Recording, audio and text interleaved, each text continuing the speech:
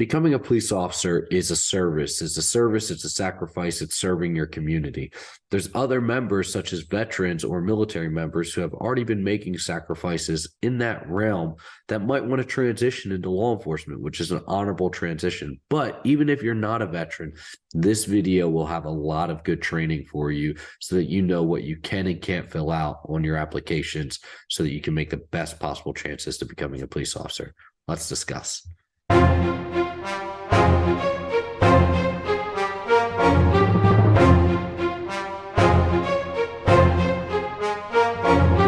Before we dive in, listen, I'm a little sick. I'm getting over the flu. Finally, my daughter brought it home, ran through the house.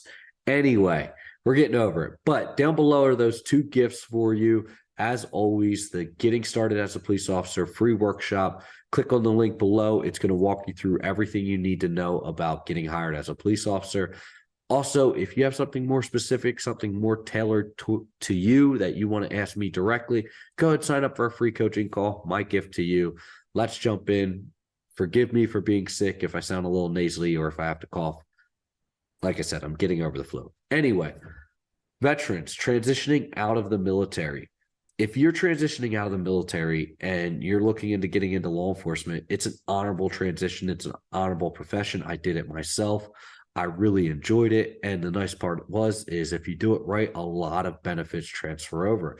I went federal, which meant I could buy back all of my years of service from the military to apply towards my federal retirement. Great thing to do.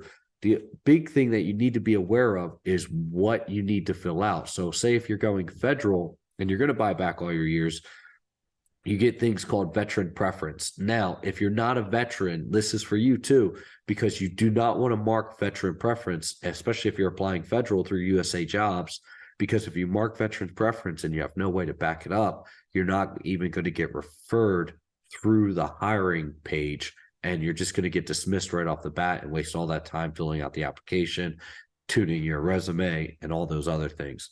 So if you're applying for veterans preference, make sure that you're a veteran. If not, no big deal.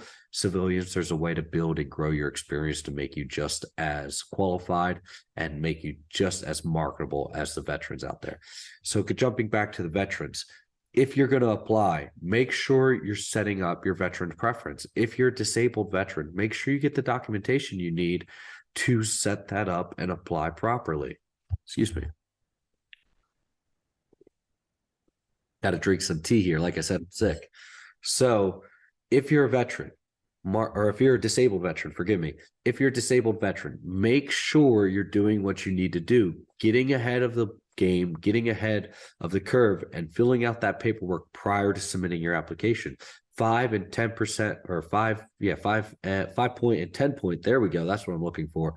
5 point and 10 point vet preference goes a long way with getting hired, or at least making it further along in the hiring process.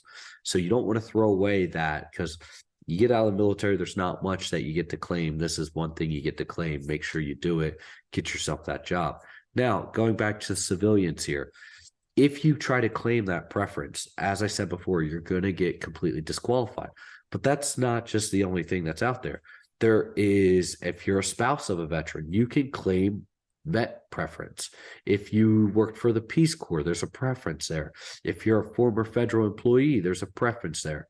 All those things get preferences. I don't think it's just for veterans, right? There's other preferences that civilians can get as well that equal out, and you can apply. Now, that's on the federal sector.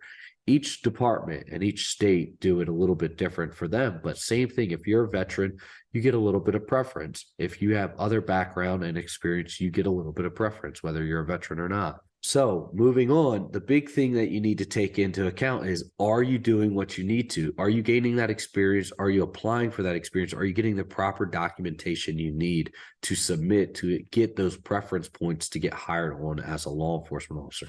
Now, this works nationally for any position you apply for, but law enforcement specifically, military is a, as I said before, an honorable profession, and so is law enforcement. Now, if you want to transition, I know law enforcement would love to have you. Same with civilians. If you're saying, hey, I went the college route, I got my degree, we'd love to have you.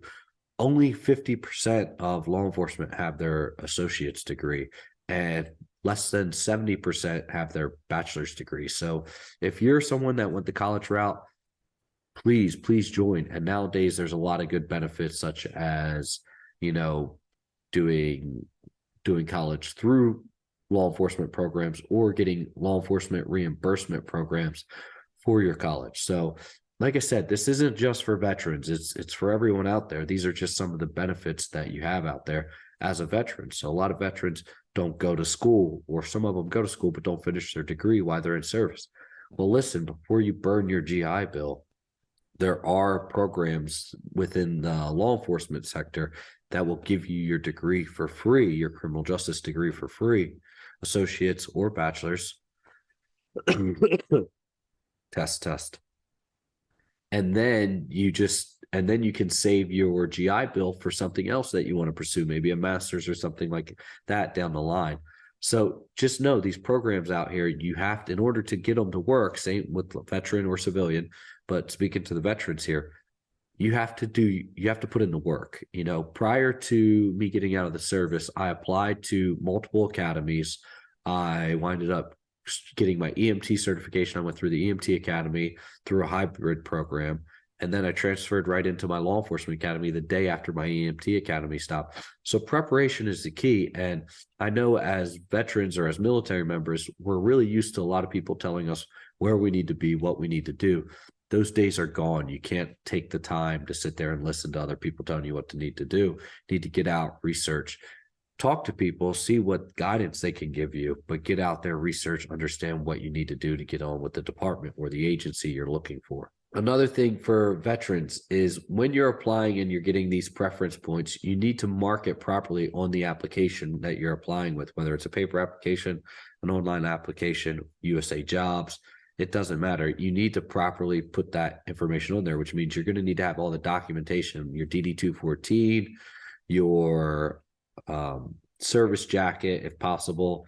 You're going to need to have your awards, any type of reprimands. All that is going to be needed when you apply or you try to claim your veteran preference. So civilians, don't think that it's just an all-encompass, okay, hey, they're going to hire the veterans, because no, they actually have to provide more paperwork to claim that preference, and then that paperwork can ultimately lead to them being dismissed.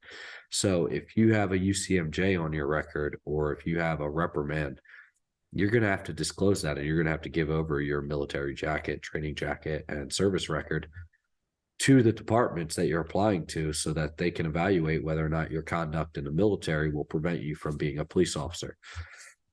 A lot of things go on here, a lot of things you need to keep in mind. So no, it's not a guarantee just because you're in the military that you'll get a job as a law enforcement officer, but there are things that benefit you. If you stayed in good physical shape, great. If you've stayed academically superior, great. If you've, really worked hard in your A school or C school and then even continued on with some college, fantastic. If you've worked a law enforcement or security position in the military, that experience is going to transition over. That you want all that stuff. If you're a master arms in the Navy, or if you were a military police in the Army, anything like that really makes you stand out. Same with civilians. If you worked armed security in the civilian sector while going through college, that's really going to transition over and really going to make you guys stand out when you're submitting your applications. So use all this experience you have, whether you're civilian or whether you're a veteran or active duty military, you have this experience. Learn how to take that, transition it, and translate it into law enforcement experience, and take that and apply it to give yourself the best chance to stand out throughout your hiring process.